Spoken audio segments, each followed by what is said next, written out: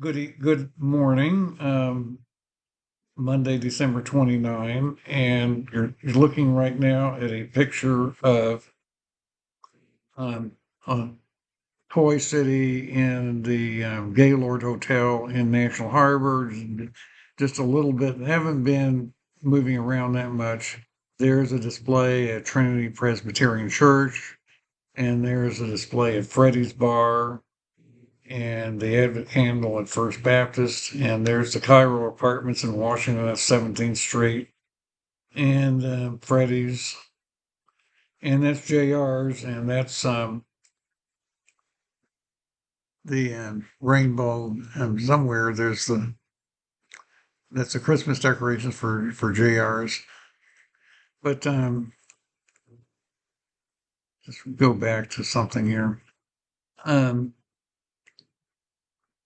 I want to talk about um, just my own setup again, the way I have self-published um, books and online over the years, all the way back to 1997. The books have not sold real well, but they've increased. They've increased recently with the marketing efforts. But of course, I put an awful lot of online content up for free. I had over 25,000 blog posts, which many of which I took down in early 2022. And I don't participate with other organizations with their content or with their causes or with political causes or raising money for causes or raising money for political candidates. I just do my own thing. And I have a donation, through the trust mechanisms I use, but I don't get involved with organizations very much. In the distant past, I did sometimes, like with the Libertarian Party of Minnesota, when we did ballot access petitioning back in around the turn of the century and went out into crowds and so forth. But in much more recent years, I've really worked alone, pretty much been a lone wolf, as I'm talking about in the book. And this obviously could be very hard to keep continuing, even though it works very well for me because I started creating content so early, right after the internet started in the late 90s. I did things the old-fashioned way. I didn't keep up with the newer technologies and the mobile technologies and all the more fancy newer stuff and the social media and the algorithms. I didn't care about that. I just posted it and let search engines find it. And that was very effective for the issues, was the don't ask, don't tell policy in the military, and then the fact that was related, that was correlated to um, what had happened to me in a dorm at William and Mary, the whole idea of forced intimacy and sex and forced intimacy. And now, of course, you have a different way of there are people who want to interpret that very differently, as we know now. That's one of the issues. But it could be very hard to continue. Section 230, there are people who want to overturn that again. There always are. There's the complexity of the age verification laws. Virginia just passed a law that says that social media platforms have to limit teenagers' use if they're under 16 to 1 hour a day on that platform. So they have to have by January 1st, they have to have some way of knowing how long they've been on and verifying their age. We don't have an industry standard way of doing things like that yet that's recognized, and there's a big debate about that, and about the risk of one thing about the risk that if there was, particularly if everybody had a digital ID, how it could be misused, for not on hacking, but also could be used for people to look at their social media habits when they apply for a job, for example, or something like that. There's great concern about the implications of verifying everybody this way, even though I think we can imagine ways to do it. And then there's a question of whether credit cards alone, which in practice are verification for a lot of things, if you use YouTube and they have your credit card for anything, or then they know if you're over 18, that pretty much settles it for you, but it doesn't settle it for everybody. Um, but then the other thing I'm working on, of course, is the fourth Do Ask Do Tell book, and one of the main reasons is that you know the I had talked about the way about polarity, the Rosenfeld's idea of polarity. This preceded Judith Butler's idea of performativity. It was kind of like a derivative of polarity, but um, I talked about that back in my earlier books.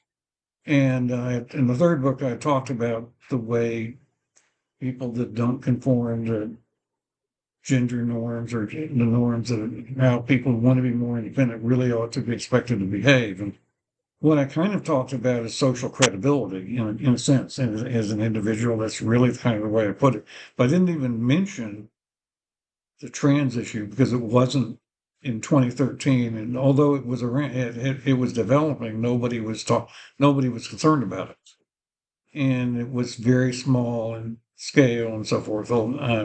It wasn't until several years later that people started getting more concerned, and it wasn't really until after we were winding down from the pandemic, like in 2021, that I started really taking it more seriously.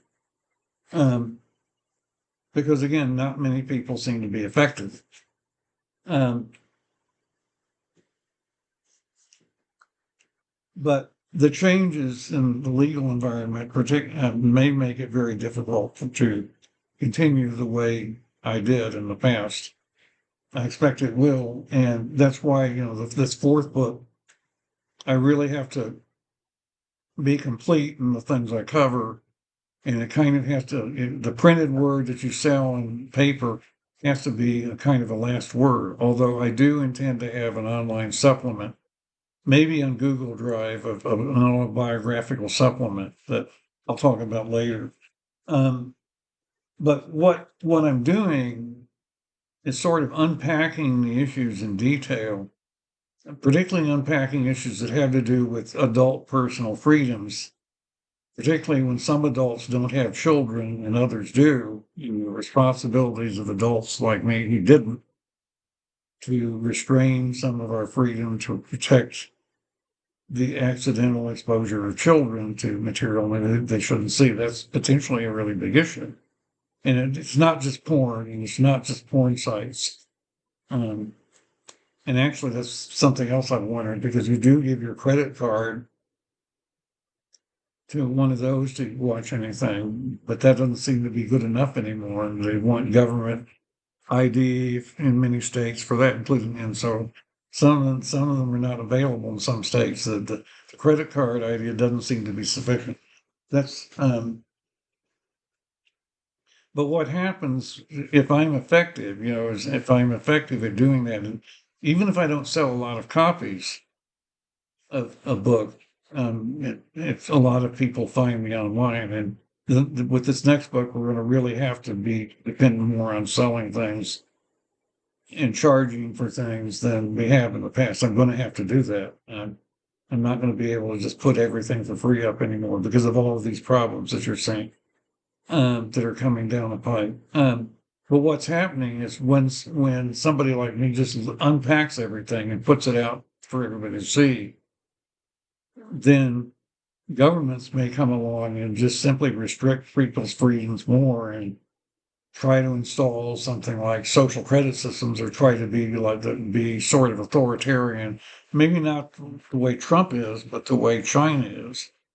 Um, there's authoritarianism, where you expect people to pay you off, corrupt authoritarianism, which is what goes on a lot.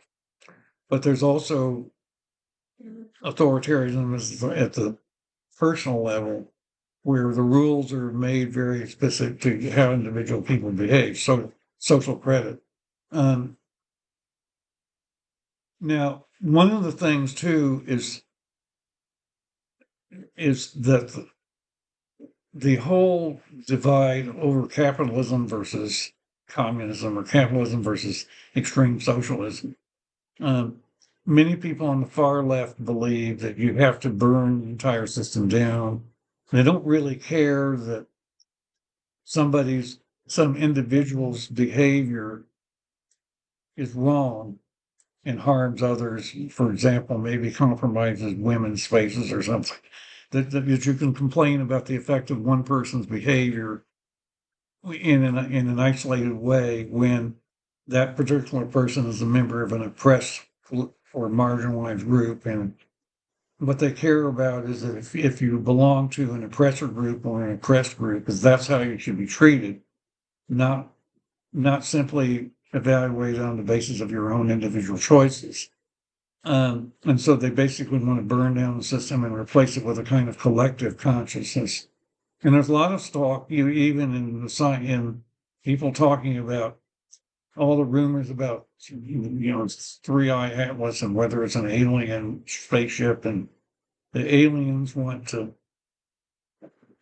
to get ready for communal consciousness, that we're too ego-centered and um, that we're too separated from one another. Even though we have a religious, there's too much separation in our religion, kind of thing. And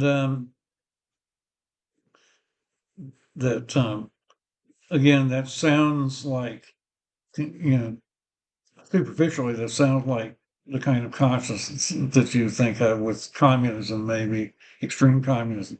To some extent, the Soviet Union actually kind of worked, for about 60 years until it collapsed in 91.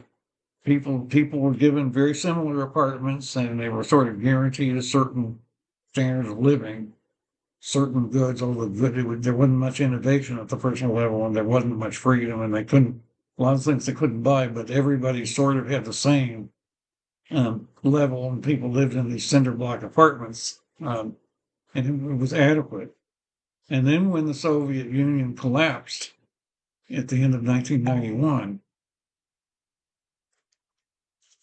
there was utter chaos. I mean, even with Boris Yeltsin for a while, they didn't really wind up with democracy. They wound up with an oligarchy where the rich people took everything, and a lot of people were starving in the cold and lost everything they had in the 90s. So that's actually what went on. That's one reason why Putin got into power and has kept power. And that also leads you to something else, the whole idea of tribalism, why nationalism is so important, why Putin wants to get all that was lost to the Soviet Union back, or at least some of Ukraine back, why what country you have matters and what tribe you belong to matters and whether it reproduces its own people or not. The whole idea of the male patriarchy and having, supporting his wife and having children to make your tribe stronger and your state stronger against potential enemies. That fits very well to the norms of the patriarchal family. In civilization in the past, when we went to agricultural civilization, even before the biblical times, um, many, relatively few men had fathered most of the children. The men that were the richest, when you had an agricultural society, had the beginnings of an economy, had the power to have more women. And, it became kind of Caesar in the Senate sort of thing in Rome. Had the power to have more children, and then a lot of men never were just desperate and just dragged along, never had children, their genes didn't continue. That's something I've heard about recently. That sort of goes along with, that's sort of tempered with modern civilization. You're trying to have all men, or most men, have their own families. But then, it's probably good that some men don't, because somebody like me has a lot to lose with warfare or instability. I don't have a reason to defend my tribe against enemies. I have a reason first to live have peace in the world and not have to have enemies and not worry about nuclear war or electromagnetic pulse attacks or, all the things you could imagine might happen. Um, but the left, of course, is very, very insistent that you tear the entire system down and think collectively only, which makes the idea of personal responsibility. The problem, though, is on the left, you still have to have rules for everybody to go by. Even the left has to make rules for everybody, for every individual person. So you wind up doing the same thing. You wind up with authoritarianism still. You have either um, communism or you have some sort of statist capitalism, which is where China is really going now anyway, which can turn into fascism, um, which is, and then there's the whole idea that um, somebody like me should only work as part of either be part of a lineage or else I should be part of except being part of a marginalized group that I'm told I belong to, which would be LGBTQ. Publicly, the major newspapers and the media and even the major gay papers all refer to us as LGBTQ. And despite the fact that we all know there are serious problems with some of the more extreme demands that's been associated with the transgender revolution, from the well, so asking us to support minors being able to get puberty blockers, although in the last year or two, that's been much, much less, actually. There's very few people actually doing that now in practice. But the women's um, supporting trans people who don't even transition, be able to use other bathrooms, or the issue of how they identify themselves on legal documents has become very sad, very serious, but also the situation with women's sports that is important to biological women that are intruding on women's sports. And on the other hand, gay men, well, there's lesbians and gay men, traditional gay men. Um, and we don't seem to be asking for anything. And right now, Trump has been largely leaving us alone, although some of the protections have been removed in the letter of the law, even for gays, but that hasn't really mattered very much.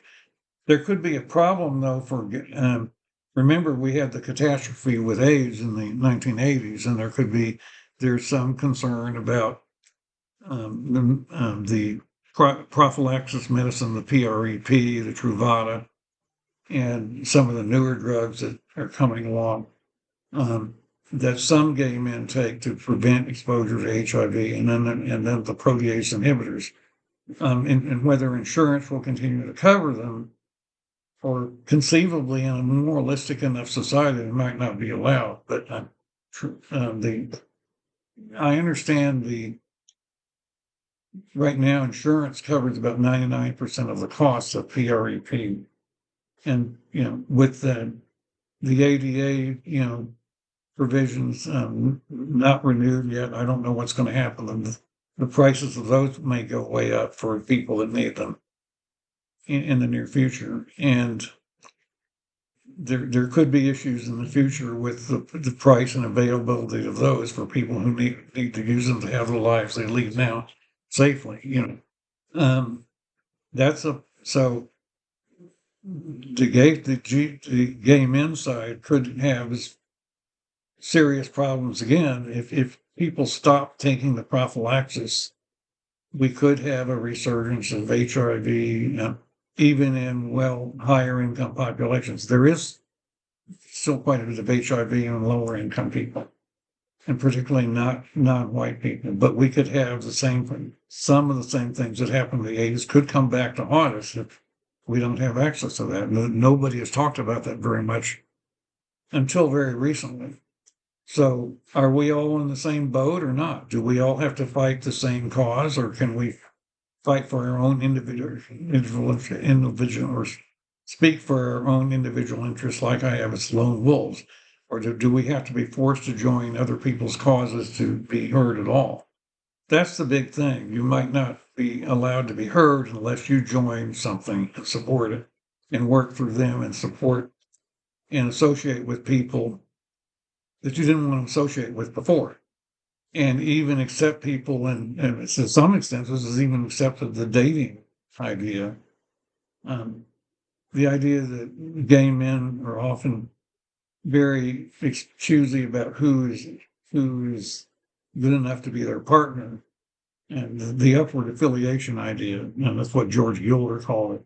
Well, that's very offensive, obviously, to some people, and that's particularly offensive in um, other part, and you could say, and for other parts of the gender non-conforming community, where they want to use gender identity as something so that they're not viewed and compared to people who are more biologically conforming to the ideals than they are. So they want to have other ways of classifying people, which gender identity would work out much better for them than biological sex would. So that means on the far left trying to argue now for the replacing of sex with one's own biological, on one's own sense of gender identity. That's the extreme tear everything down and have a totally communal society kind of thing.